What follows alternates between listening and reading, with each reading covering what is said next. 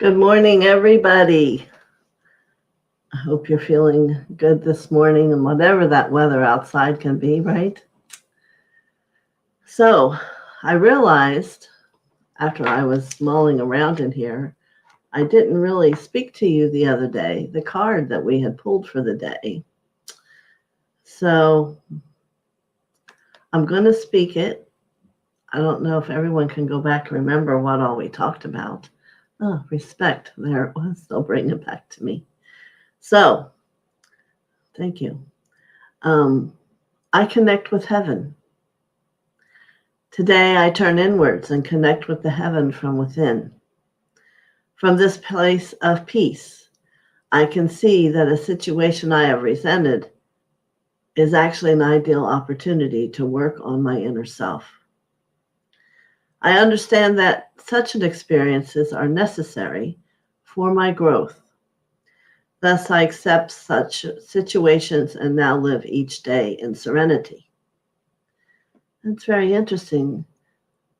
Yes, I know we have to do our mantra, but today it came to work on when people disappoint us. So I would say it's for the other day and maybe held over because it's very good for today. But I also have the one for today too. So let's do our mantra. And let's say hello to Chase and Cavell, Carol, Barbara, thank you, and Marby. All of you, very good morning, and glad you're coming back and honoring my channel. Make sure you hit a thumbs up. All right, so we'll do the mantra. I am the soul. I am the light divine. I am love. I am will. I am fixed design. Very good. And let's just let that truth move through your being to the little cells.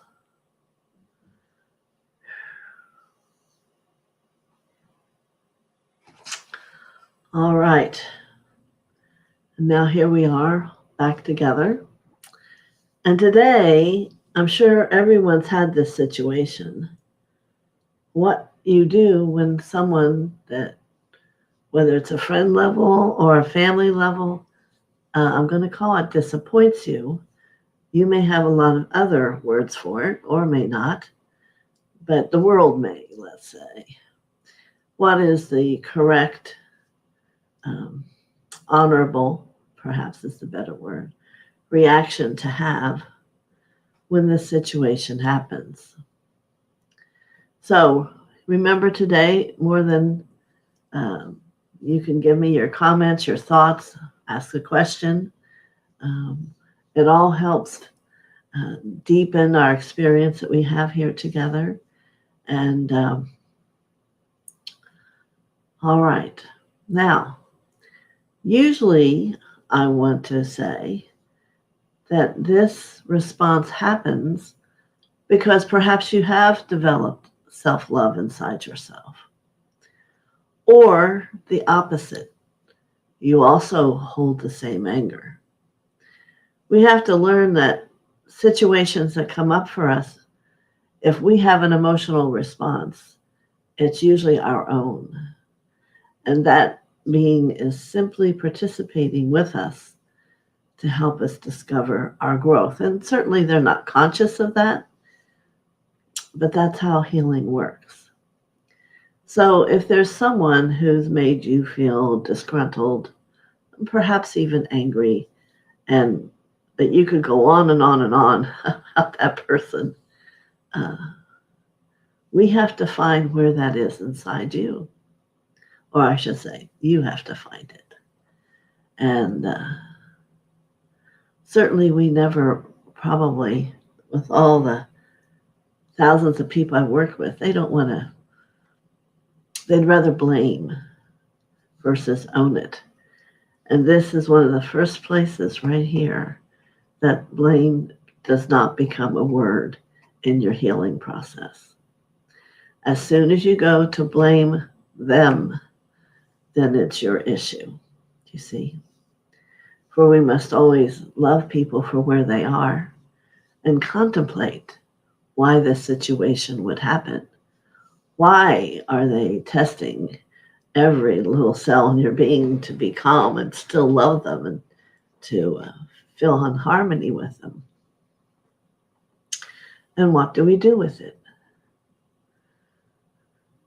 Well, let me first read the card for today, and that may bring you a lot of insight. And you can decide to write me if you've had this happen to you. The eyes of the heart. Today I perceive the real beauty of every person I meet with the eyes of my heart. I see behind the personality and focus on the energy of love that dwells beneath the surface. I am filled with wonder at the presence of God in every one of us. The eyes of the heart allow me to see the divine shining everywhere. And I do have to say, I think that's kind of the final place we all get to, and there's healing in the middle.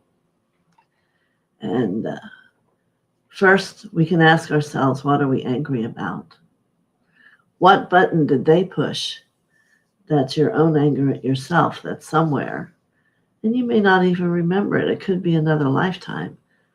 What experience happened to make you so angry, and how dare they even think to bring it up or to speak in the same way? It's all there. And you may find that a lot of people in a row are all doing the same thing. And this is because it's your issue. It's time for you to take a look. What are you hiding under all that supposed light and intense growth, and yet not wanting to look at it? So you kind of have to surrender and let it come to you, and see what you hear in your head or in your heart, or what vision might come to you. And if these things aren't possible for you, you might want to work with someone who can facilitate, because when it's your own stuff, it's very hard to do your own healing to the depth that needs to. If you can imagine the spiral, the DNA, there's many places where the same pattern can be showing up. So it's dependent on how many of those can be touched by the healing that you do. And there's a point where there's a depth of your heart that you reach, that then there's an entire, more in-depth healing in the inner dimensions of your heart level that come forward. Certainly, the ego is going to want to step right in and take care of it. But what I would like you to do is to step back and ask yourself, is this how I really want to leave this relationship? Now, we did talk about relationship the other day, and I gave you the technique for forgiveness. But this conversation's a little bit different. This is about one that's now upset you, that you do have something coming up from inside, and what you would do with it. You can't see how you could ever speak with that person again. So the first thing I want you to know to do, start pulling out the scars of how you're feeling. Not what happened, but how you're feeling. We have to focus on you for a moment. Just start pulling out the scars. Maybe it was anger. Maybe it was hurt. Maybe it was feeling put down, whatever it could be. But first we must address your issues inside and start pulling them out with scars. Scars will start as black, and you pull them until they're light, and you need to know it can take as long as it needs. There's no space and time in the essence of this, okay? So maybe there's now an ability to breathe and to find a greater happiness inside yourself. And then we take a minute and look back at whoever it was who somewhat began this situation.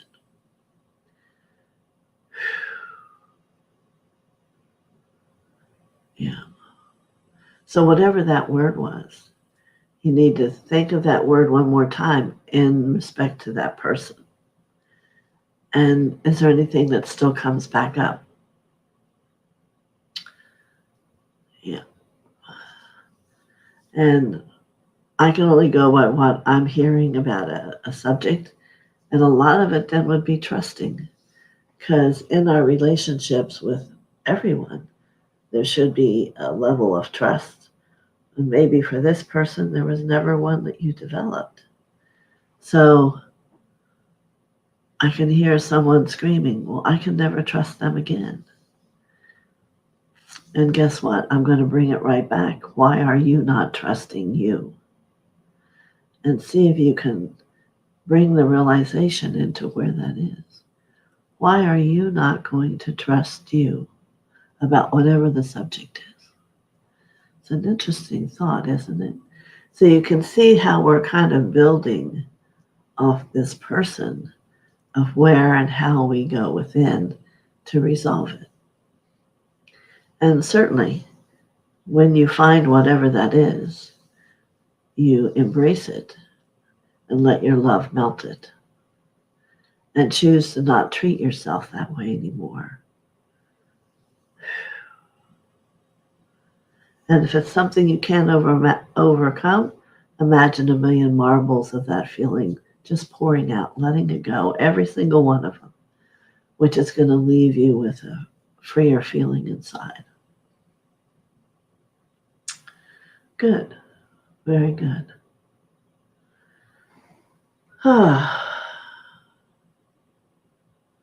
So again, this person's going to disappear for a moment. And now we're looking at the self again. We've now brought some light to anger and to trusting. And then what is it really about? How you empower people and why? Why are you giving any power to this person to say anything that would disturb you? So we have to kind of take it out of the situation. And now this is a life look. In our world, we tend to give power to doctors, nurses.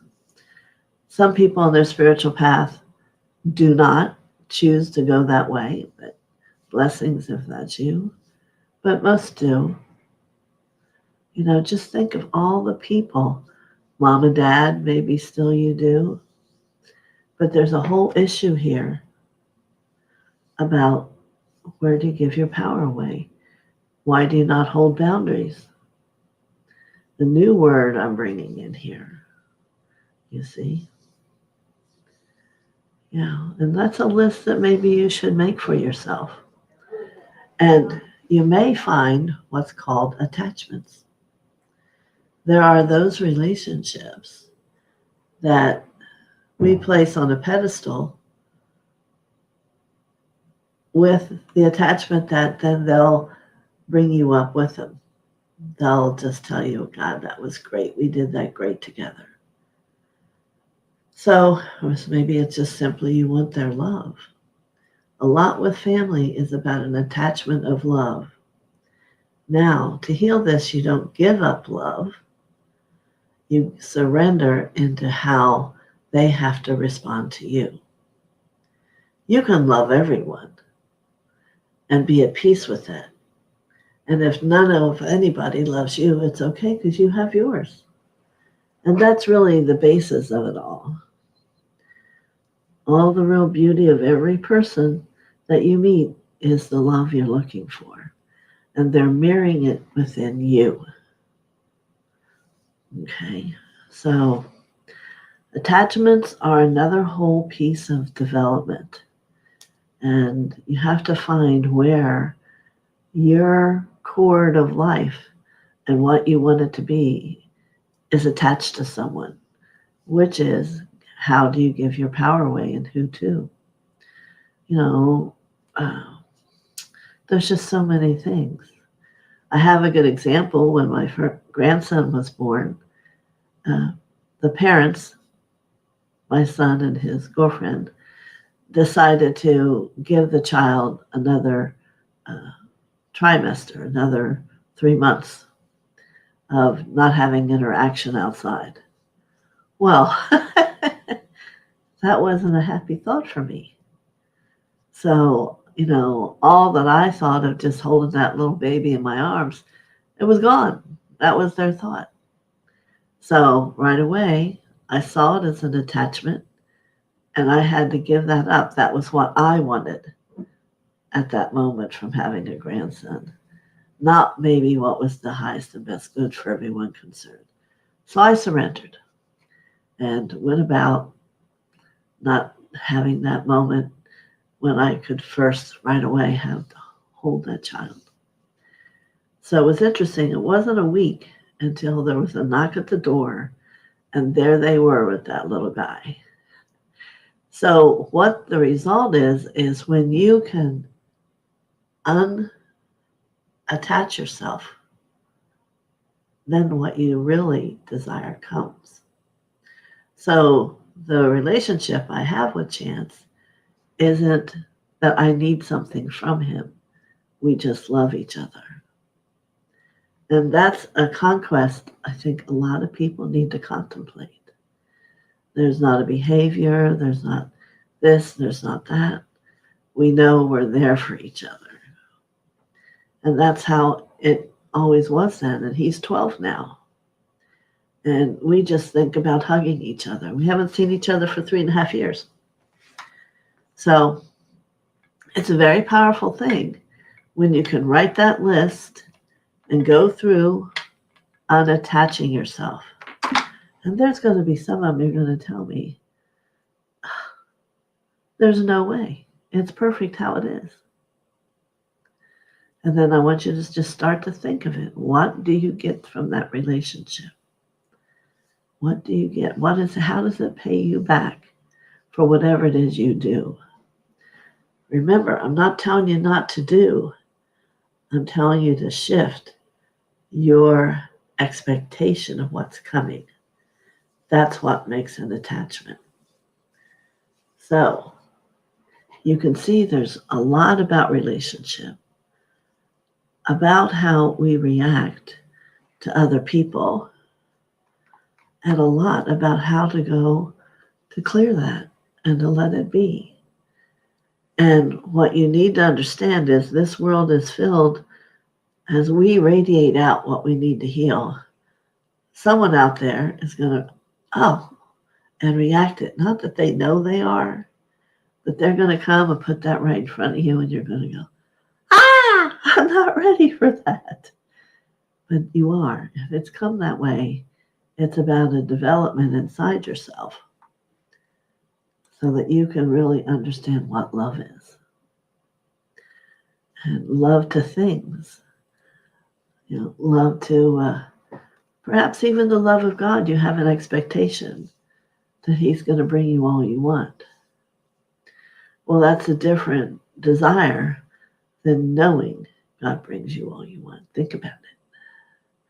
So even in the higher consciousness of you, in your relationship with God, it isn't about knowing, how quickly my hands are, that because you love him, this will happen.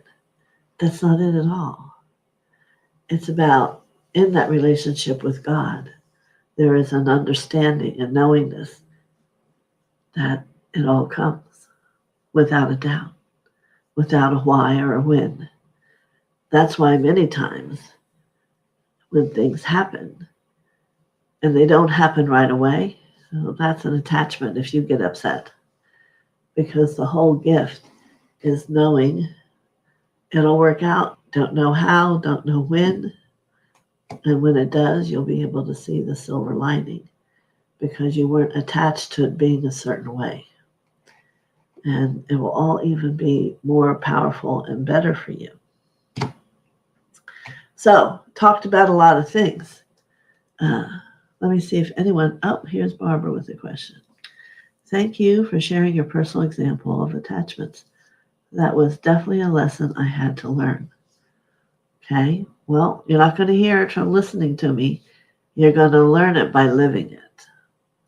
So you need to write down attachments and start writing down things that, and I understand there's a difficulty in wanting to own that piece, but you need to do it if you want to be clear, which clear is being able to hold a greater depth of the light of consciousness of God. So, very good. And it might not be in one day. Sometimes people work on it for months because that's just how important it is. So let's do the final one for today is boundaries. I work with people and then there's all these, I've talked about the different levels of the aura, but they can be filled with darkness and weeping, and especially if you start healing and you don't have the proper way to clear your aura and not let their aura affect you. It could end up not being such a happy experience. So first thing you want to do is call on the light of God and make sure it comes down your channel and expands out around you. All right. And then there's various decrees you can do. You can do the tube of light from the masters. And then you can call in the violet flame and know that anybody who starts to walk into your aura is being blazed with the violet flame. 10 feet below you, 15 feet around you, 18 feet above you. So anybody that comes near you is getting purified so that you don't have to worry about it. And you can also bring the violet flame in through your hands. And that will be very powerful also. So, any other questions? Phew, I feel like I've been talking a long time. Yes, I understand I'm making it basic, but, I do healings, and they're available to you if you want to email me, or I don't know if he has it up on the entering or not. And for a lot of people I do mentoring, I work with them through their life so these things get seen, and we shift them as they're happening, which continually has their consciousness become lighter and higher. Okay. No questions. See, I don't know if that's because you understood or that you didn't understand. So, yes, so that person who disturbed you, by the end, is you're going to see with God's eyes. And you're going to be grateful for the lesson it offered you because it's another piece of growing. It's another piece of illuminating that whom you are. And what's greater than that? And remember to always integrate into the heavens the shift that you make. What is the end result? The end result is you're always a choice. If you find yourself going back to the same reaction, you stop and to choose to look at it, not have all that rage and anger come up. Cavell is asking, why do I get so angry when someone upsets me? It is assuredly somewhere in life, throughout different lifetimes, it's how that original reaction, you could have learned it from people around you. You could have learned it from parents. In those first 7 years, we learn a lot from our parents, and not always is it a beautiful thing. So the issue more is either, look, it's going to come up to find out where that is, but to begin to release the anger and see what texture of awareness and feeling it has in it.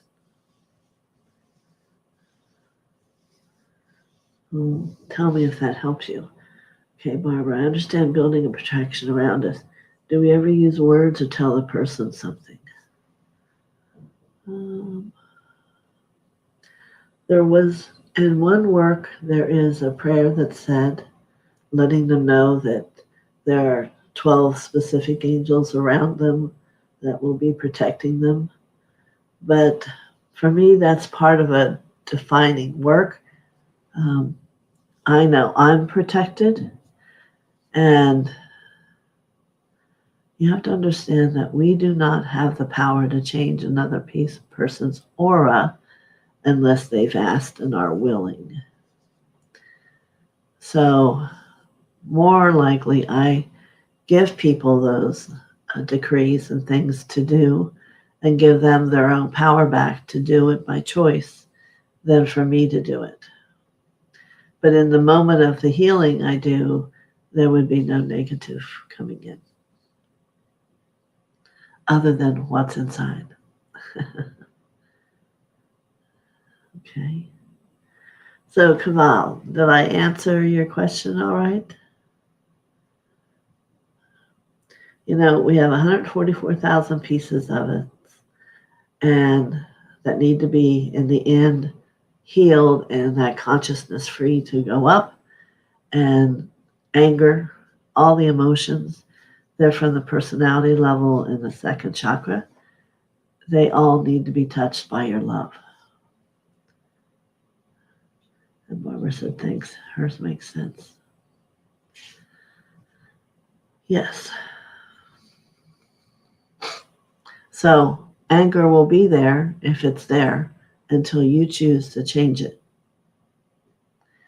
And through the energy of light of God that comes in through the healer, or shifting in your awareness, the anger will be there until you transform it and choose not to have it. Okay?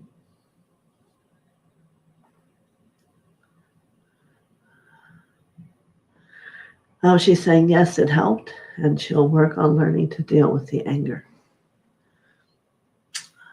It's learning to deal with it, and it's also being ready to love it, to embrace the lesson it's bringing you and understand why.